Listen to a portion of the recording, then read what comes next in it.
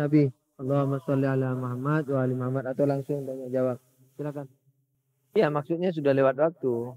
Kalau kalau masih dalam waktu enggak apa-apa.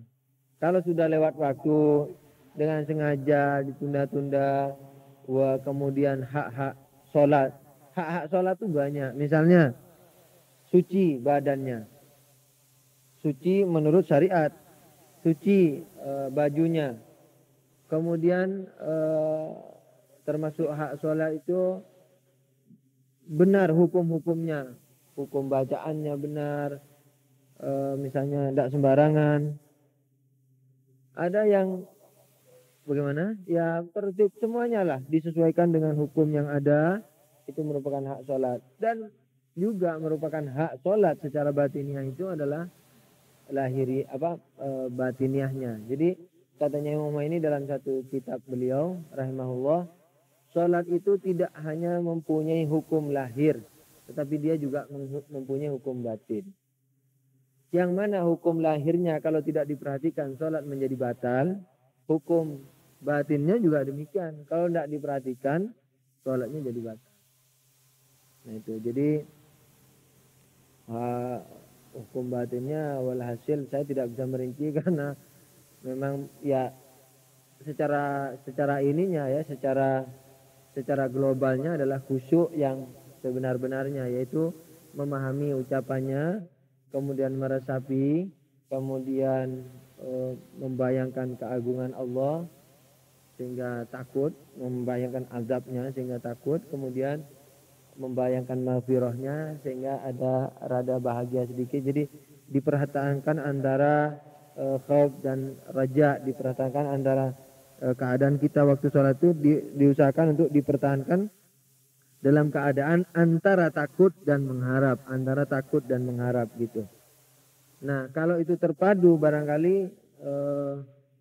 dan tidak tidak memikirkan hal-hal lain di luar sholat, hanya memikirkan hal-hal yang berkenaan dengan sholat itu saja, memperhatikan betul apa isinya, kemudian sifat tadi dijaga, itu barangkali hak yang globalnya itu barangkali.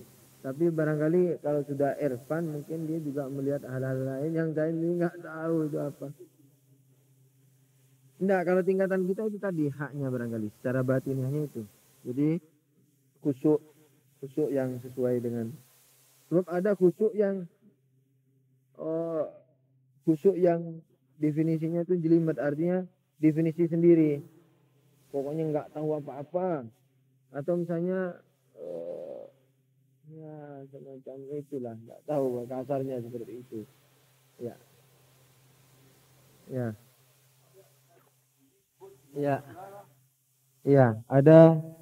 Ada pertanyaan mengatakan bahwa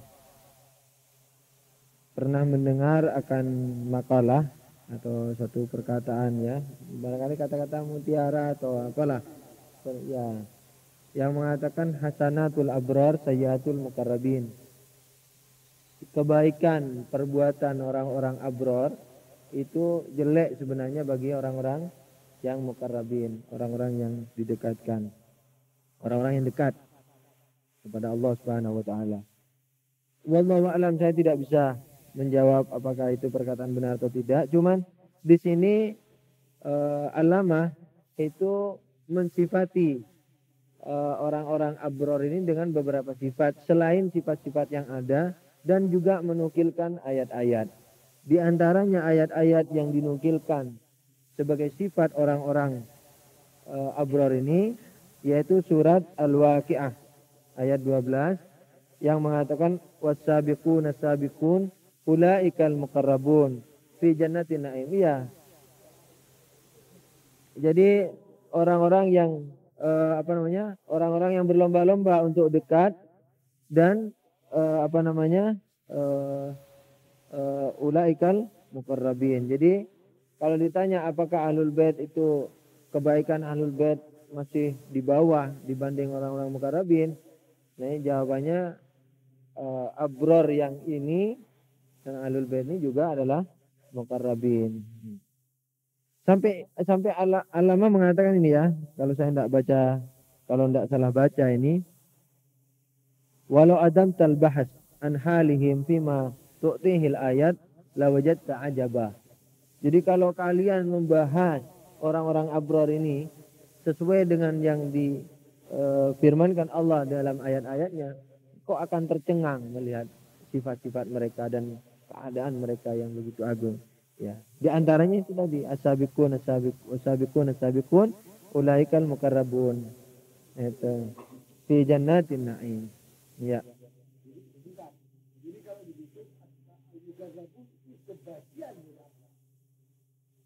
Saya tidak berani karena al-muqarrabun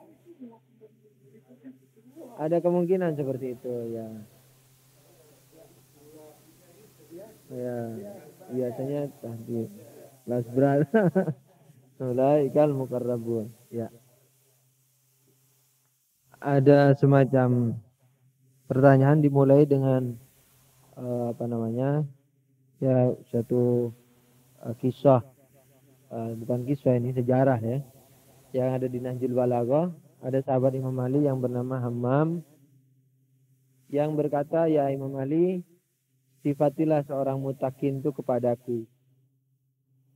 Kalau saya tidak ingat malah dia mengatakan sifatilah kepadaku sampai seakan-akan aku ini melihat mereka.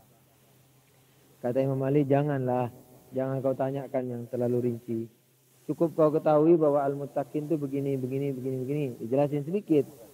Kurang ya Imam Ali, kurang ya Amirul Mukminin. Tambah lagi, jangan. Tambah lagi, jangan. Enggak, sungguh tambah lagi. Tambah. Imam Ali belum selesai itu menjelaskan, orang itu jatuh. Mati.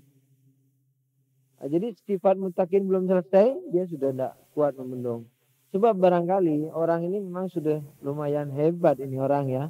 Kalau saya biar diceritai kayak apa mungkin ketawa-ketawa aja minter. Tapi orang ini yang memang sudah diambang pintu ya. Mungkin ya masih beberapa jengkal lagi ke orang-orang yang tergolong abror katakan ya. Wah orang ini melihat betul itu. Tidak kuat. Kemudian pertanyaan itu mukadimahnya tadi ya. Pertanyaannya apakah Allama Tabatabai menyinggung. Nah, di sini kebetulan tidak menyinggung itu yang ada di Nahjul Balaghah itu. Memang beliau sendiri membatasi di sini ya. Itu tidak disebut semuanya. Maka itu beliau sendiri mengatakan kalau kalian meneruskan pembahasan ini ya, dengan apa-apa yang digambarkan dalam ayat, kalian akan melihat suatu keadaan mereka ini betul-betul ajib, mencengangkan. Barangkali ada yang lain. Pertanyaan berikutnya mengenai bagaimana sifat argumentasi akal mengenai tauhid, artinya keesaan Allah. Ini sebenarnya diawali dengan bincang-bincang sebelum ini, kira-kira entah beberapa minggu atau bulan. Yang waktu itu karena keadaannya memang mendesak, saya memberikan jawaban yang jawaban tol ketika ditanya oleh penanya hari ini. Waktu itu menanyakan bagaimana membuktikan dengan akal keesaan Allah. Terus saya katakan bahwa Tuhan itu tidak terbatas, ya kan? Oleh karena tidak terbatas maka tidak mungkin ada dua. Sebab kalau ada dua, maka ketika kita bilang dua, yang A bukan yang B, yang B bukan yang A, itu sudah menandakan adanya batasan pada masing-masing Tuhan yang diumpamakan tadi. Oleh karena itu, karena Tuhan tidak terbatas, maka hanya satu. Nah sekarang pertanyaannya, apakah pernyataan Tuhan tidak terbatas ini merupakan dogmatis? Jawabannya yang jelas tidak ya. Dia juga merupakan kesimpulan akal dari argumentasi yang lain. Misalnya, Tuhan itu merupakan sebab daripada keberadaan, seluruh keberadaan. Ya kan? Merupakan sebab dari seluruh keberadaan. Kalau Tuhan, karena Tuhan sebagai sebab dari seluruh keberadaan, maka Tuhan jelas tidak terbatas. Kenapa? Karena setiap yang terbatas pasti ada batasannya. Dan setiap yang ada batasannya pasti ada pembatasnya. Pembatas ini harus eksis sehingga menimbulkan batasan. Nah, sementara Tuhan merupakan keberadaan yang pertama kali. Tuhan ada, belum ada yang namanya apa saja, termasuk batasan tadi. Jadi karena Tuhan pencipta daripada seluruh keberadaan, maka ketika ini pinjem ya, tidak ada ketika waktu itu. Karena ketika ini menandakan waktu. Yakni ketika dalam majazi. Ketika Allah ada, itu yang lain belum ada. Maka tidak mungkin yang lain dapat membatasi Allah. Nah, itu satu dalil. Jadi ada lagi dalil-dalil yang lain yang kira-kira sudah sebagiannya kita bahas dalam pengajian kita yang sudah agak lama ini. Itu sudah itu yang tidak perlu mukadimah filsafat macam-macam, itu filsafat, cuman filsafat praktek. Jadi kita sudah punya pisau, tinggal potong gitu aja. Kalau kita potong ikan, potong gitu. Pisaunya belum dibahas kita. Jadi akar-akar sehingga sampai pada kesimpulan itu dalil apa yang dipakai ini dan sebagainya. Cuman disederhanakan dengan bahasa yang sangat sederhana. Ada pertanyaan berikut. Ini sebab perlu saya ulang karena tidak masuk. Walaupun dibagi-bagi gitu, terlalu anulah waktunya.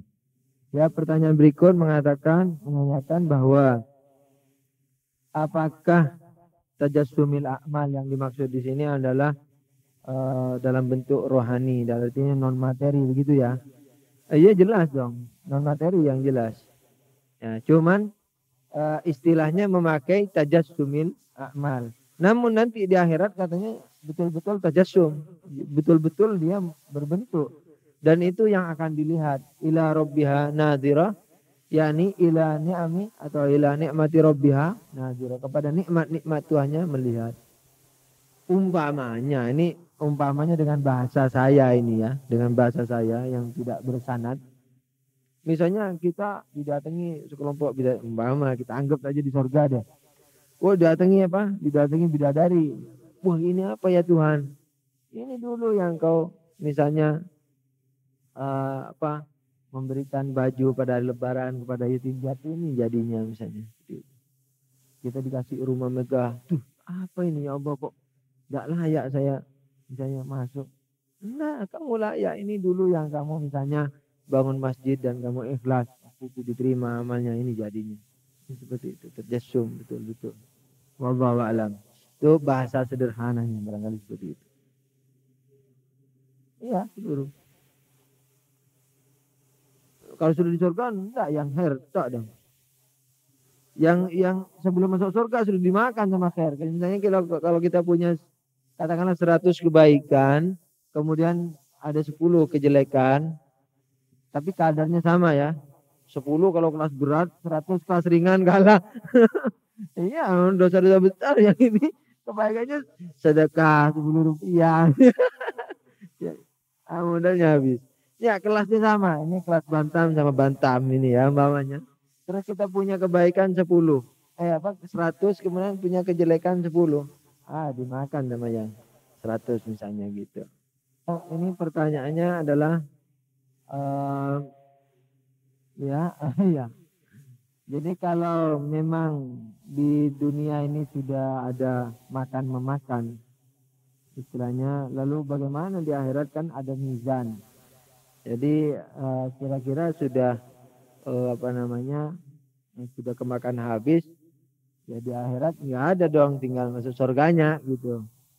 Lah yang saya katakan tadi sebelum masuk surga ya di akhirat yang ada istilahnya ya barangkali itu. Cuman begini ya.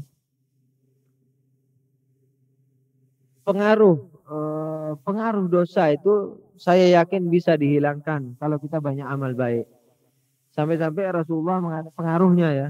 Cuman barangkali dosanya itu barangkali tetap diadakan, cuman nanti di akhirat ditampakkan begitu, kemudian dihapus dengan amal-amal solehnya, misalnya seperti itu. Sampai-sampai Rasulullah mengatakan, seingat saya pernah membaca atau mendengar saya hadis, katanya Rasulullah, kalau kamu berbuat kesalahan, maka tutupilah dengan amal-amal baik. Jadi perbanyak amal baiknya gitu. Lebih. Jadi di dunia insya Allah pengaruhnya kalau kita memang misalnya orang yang bertaubat itu malah dosanya itu menjadi pahala. Jadi dosanya itu berubah dia. Jadi tidak dihapus malah. Jadi dosanya itu dia berubah. Jadi yang tadinya besi karat jadi langsung jadi emas. Dosanya itu berubah. Secara lahiriah ya. Wallahu a'lam di ayat itu begitu. Jadi berubah amal itu kalau sudah bertaubat. Nah yang kebawa mati di akhirat nanti itu yang tidak sempat ditaubati itu barangkali. Nah itu yang nanti di mizan barangkali. Ya. Oh iya kalau kebaikannya banyak dan seperti tadi lah satu kelas. Tapi harus diingat bahwa kebaikan yang kita lakukan belum tentu diterima. Tapi kejahatan yang kita lakukan sudah pasti itu kejahatan. Sebab kejahatan nggak perlu ikhlas. Iya kan? Kejahatan biar ria, biar ndak ria, itu kejahatan. Tapi kebaikan syarat-syaratnya cukup banyak. Ikhlas enggaknya, ya kan? Barangkali, ya begitu. Jadi walhasil jangan terus merasa aman dengan sholat kita sehari-hari, dengan puasa sunnah yang kita lakukan setiap hari katakanlah. Terus kemudian jangan merasa aman, saya minta perhatian majelis sedikit saja. Misalnya jangan terus kita merasa aman dengan misalnya sholat malam yang kita lakukan setiap hari, puasa sunnah yang kita lakukan setiap hari, masjid yang kita bangun, kemudian ini untuk Pak Yamin ini buku-buku yang diterbitin, nah, misalnya barangkali jangan merasa aman, tapi jangan pesimis. Jadi kita terus merasa sampai Imam Khomeini anjurannya mengatakan lupakan kebaikanmu dan kenanglah dosa-dosamu. Barangkali ada yang ditanya, boleh. Ada pertanyaan berikut yang menanyakan. Tadi katanya dikatakan oleh saya mengenai pada mulanya bahwa manusia itu rata-rata mempunyai sifat ragu. Kemudian kenapa mempunyai sifat ragu itu pertanyaan pertama. Yang kedua, sebagian orang ragu terhadap filsafat. Kemudian apa yang dipertanyakan yang kedua? Ragu kepada filsafat. Mengapa sebagian orang ragu terhadap filsafat ini? Jawaban untuk yang pertama, kenapa manusia itu mempunyai sifat ragu? Saya tidak dapat menjawab secara sangat rinci, namun akan memberikan dua gambaran. Pertama, manusia ini, di fitrah manusia yang salim, yang sehat, itu biasanya tidak gampang untuk ikut-ikutan. Itu merupakan fitrah manusia. Tidak mau sembarang ikut.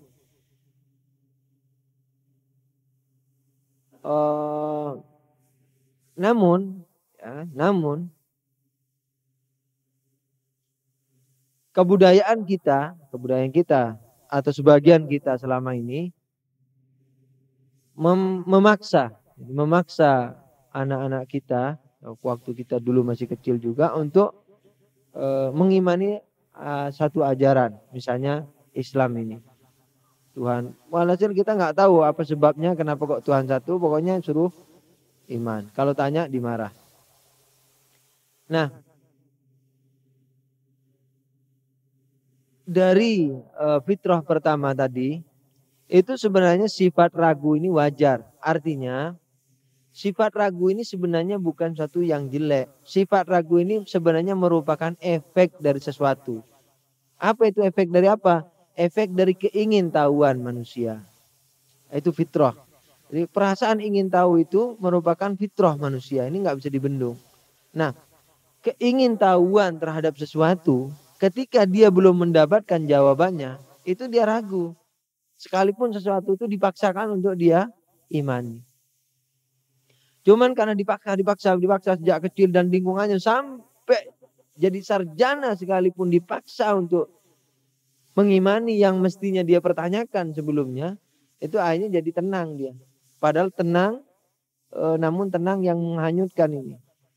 Dia bukan tenang yang nafsul mutmainnah, itu bukan. Jadi tenang yang dipaksa untuk tenang. Karena sejak TK sampai lulus sarjana agama, ya kan, itu harus dipaksa seperti itu. Misalnya ini salah satu contoh ini ya. Kita nggak boleh memikir Tuhan, pikirkanlah makhluk Tuhan. Misalnya itu. Padahal ini sangat agak, kalau katanya orang jamaah, raksyi. Lantaran kalau kamu sholat mikir apa lantas? Mikir makhluk Tuhan. Wah, waktu takbir Allahu Akbar memikirkan bakteri-bakteri yang tadi kebetulan diselidiki di laboratorium. Iya karena butuh ya. Sambil membayangkan bakteri-bakteri tadi, kemudian dari situ membayangkan keagungan Tuhan. Nah, kalau membayangin keagungan Tuhan mesti nggak boleh, sebab keagungan Tuhan itu adalah sifat Tuhan. Misalnya, pokoknya bayangin makhluknya aja, ya akhirnya bisa nyembah kepada makhluknya. Nah itu merupakan dogma itu. Sampai sekarang, sampai sarjana juga begitu. Begitu tanya, kenapa kok tuh? Wis, jangan tanya. Nah kalau orang tidak pernah sekolah sih tidak apa-apa, ini sarjana misalnya. Atau rukun iman yang keenam, iman takdir baik dari Tuhan. Loh, katanya kamu tiap hari mensucikan, iya subhanallah, subhanallah. Tapi masa yang suci melahirkan satu keburukan, menciptakan satu keburukan. Ini sudah digariskan Allah ya akhi. Ada siang, ada malam katanya. Ada baik, ada buruk. Dan yang buruk yang bikin siapa? Hanya Tuhan. Atau misalnya manusia ini dalam kandungan ibunya itu sudah menggenggam nasibnya. Nah itu kan ya. Ada kadang-kadang di sandiwara Islam itu digambarkan betul itu. Bahwa ini sudah suratan takdir. Di masyarakat juga begitu. Ini suratan takdir, suratan takdir, suratan takdir. Nah ini tidak boleh digugat. Lantaran ini merupakan satu keimanan. Dipaksain begitu. Akhirnya apa? Ketenangannya itu ketenangan yang katakanlah dibuat-buat. Bukan ketenangan yang hakiki yang timbul dari sifat penelitian yang dalam. Nah akhirnya begitu ini mazhab Ahlul Bait datang, terperangah, banyak orang terperangah. Lu terkejut. Ada yang langsung begitu kalah dalam satu masalah langsung masuk Syiah. Ada yang ini misalnya, iya ada yang saking saking kagumnya sama Syiah, begitu melihat jawaban satu dalam masalah aja yang wah hebat langsung sudah percaya. Ada yang masih meneliti lebih banyak lagi, ada yang meneliti gitu. Nah ini akhirnya apa? Sebagian orang yang tidak baik tentunya, yang ingin memaksakan kehendaknya, iri, hasud, memusuhi orang-orang ini, hanya menekan sana sini, mengadu domba dan sebagainya. Padahal orang-orang Syiah yang mengajarnya biasa aja, dalam artian tidak pernah mari kita kembali kepada misalnya sebagaimana umumnya kita kembali ke Quran hadis, yang enggak ini bid'ah dolalah ini finnar, atau misalnya kita kembali harus tetap terikat dengan misalnya mazhab kita Ahlussunnah wal Jamaah misalnya seperti yang dulu-dulu kita. Nah di sini kamu mau jadi Yahudi, mau jadi Nasrani, mau jadi apa silakan. Wallah kalau kamu jadi Nasrani rugi sendiri, kalau mau jadi Syiah untung sendiri. Sudah digitukan aja. Udah mau apa saja boleh. Gitu. Terserah. Nah itu penyebab keraguan tadi sebenarnya ragu itu ditimbulkan dari rasa ingin tahu. Nah tapi karena perkembangan manusia itu tidak begitu lahir terus semua tahu, kan enggak toh, bertahap dia. Oleh karena itu dia ketika ingin tahu terhadap sesuatu yang dia belum tahu, dia meragukan kalau ada orang mengatakan misalnya Tuhan itu satu. Padahal dia ingin tahu lebih banyak dalil-dalilnya. Begitu karena dia ingin tahu misalnya, bisa saja dia apa benar satu. Kan gitu toh. Walaupun kadar keraguan ini. Oleh karena itu keraguan ini kata kata kurang lebih kata Ayatullah Mutahari itu rahimahullah, orang itu tidak jelek ragu. Boleh ragu. Cuman jangan berhenti di situ. Nah, ketika ragu teruskan itu keraguannya. Jadi teruskan, carikan jawabannya untuk menenteramkan keraguan itu. Oleh karena itu kalau orang ragu kemudian dia berpikir, dia akan mendapatkan sesuatu. Oleh karena itu kadang-kadang dalam satu bahasan dikatakan adzikir afdal minal fikir, minat tafakkur. Zikir itu mengingat ulang itu lebih baik daripada tafakkur. Nah, karena apa? Karena tadi ragu bertafakkur. Ketika bertafakkur dapat A. Begitu dapat A, suatu saat diingat lagi, oh iya dulu A. Oh ya A. Tentu A ini lebih tinggi daripada bertafakkur tadi. Cuman kalau kita belum dapat apa-apa, ya kan? Kemudian kamu kok mengatakan ya pokoknya A deh. Pokoknya saya mau berzikir tentang A. Belum didahului dengan fikir, maka zikir yang ini bukan zikir yang sesungguhnya. Maka fikir yang lebih afdal dari ini. Ya, karena itu merupakan dogma yang dipaksakan dan didikir-dikirkan tetapi dia belum mendapatkan secara hakiki itu. Nah, maka itu zikir yang seperti ini bukan zikir yang hakiki. Maka harus diulang dari awal, dia berpikir, kemudian dapatkan itu, kemudian dia berzikir. Zikir yang sekarang ini akan lebih afdal dari yang berpikir. Itu penyebab pertama mengenai keraguan. Penyebab kedua, tapi itu umumnya itu. Jadi umumnya rasa ingin tahu itu saja deh. Kemudian penyebab kedua, kadang-kadang orang sudah yakin. Tapi karena banyak melakukan dosa, itu sehingga akal sehatnya agak bisa dikatakan mau melenceng. Dari situ dia sering menimbulkan keraguan apa-apa yang sudah diyakini sebelumnya. Oleh karena itu dalam Islam ini ada pegangan-pegangan tertentu. Kalau dalam istilah filsafat, ya argumen itu harus lebih misalnya A. Kenapa A? Kita mau berargumen. Argumen kita itu harus lebih mudah enggak dari A ini? Untuk dipahami. Harus lebih mudah toh. Kalau kenapa A? Terus kita berargumen dengan yang lebih sulit dari A. Wah, tambah jelimet ini. Argumen itu selayaknya lebih mudah dari yang diargumeni. Kan gitu toh. Misalnya kita mau membuktikan A. Argumennya harus lebih mudah. Kalau orang belum paham dengan yang lebih mudah ini. Harus diberi argumen lagi. Argumennya tentu yang lebih mudah lagi. Lebih mudah lagi.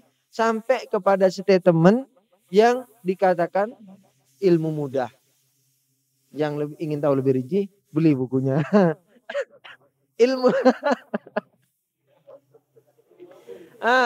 ilmu mudah. Nah, ilmu mudah karena ilmu itu ada dua dalam pembagiannya, ada dua juga, ilmu mudah dan ilmu pikir. Nah, ilmu mudah, coba perhatikan ya. Ilmu mudah ini ilmu yang tanpa pikir. Nah, ilmu mudah ini adalah ilmu yang tanpa pikir. Dia hanya memerlukan 5 hal saja untuk mengerti ilmu mudah ini. 1, konsentrasi. Konsentrasi. Kadang-kadang kita melihat misalnya ke jalan, tapi karena konsentrasi kita tidak ke jalan, ada berapa mobil yang lewat pun kita nggak tahu apa itu call apa ini. Konsentrasi itu alat pertama tentang ilmu mudah ini. Kemudian sehat akal. Kalau nggak sehat akal, dibilang, ayo ini makan nasinya. Wah apa itu bukan nasi, itu kotoran. Ya, sekalipun mudah, nggak pakai dipikir. Tapi kalau nggak sehat akalnya dibilang kotoran. Sehat panca indera. Kalau nggak sehat panca indera bisa nggak ngerti sekalipun itu mudah. Misalnya, wah ini warnanya kuning. Mana itu bukan kuning, itu hitam. Wong buta. Misalnya, buta warna atau apa misalnya. Atau buta matanya. Terus kemudian tidak berpenyakit ragu. Ada orang yang suka ragu. Penyakitnya itu ragu. Pernah ada orang was-was sholat, pernah lihat, nggak jadi-jadi. Pernah Imam Shadiq melihat, alaihissalam pernah melihat orang sholat yang seperti itu. Allah, nggak jadi-jadi.